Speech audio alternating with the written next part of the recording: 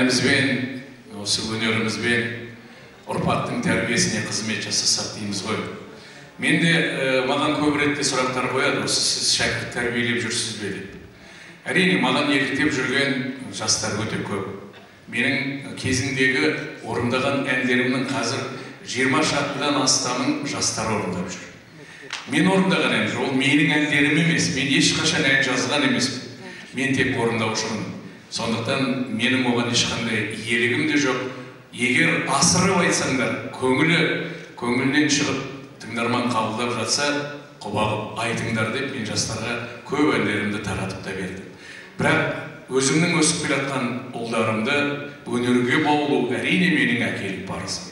Оның үстіне екеуінің де бойында өздеріңіз бағасын берерсіздер.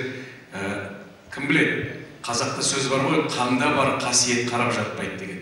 Міне сол қабілеттерін елдің алдына паш етіп, кейінгі жылдары менімен бірге сахнада өнер көрсетіп жүрген ұлдарым бұл жолы сіздерге, алдарыңызға, сіздердің қошаметтеріңізге бөленуге келген болатын. Ендеше алғашқы шығатын үлкен ұлым Мақсат Өнербаев.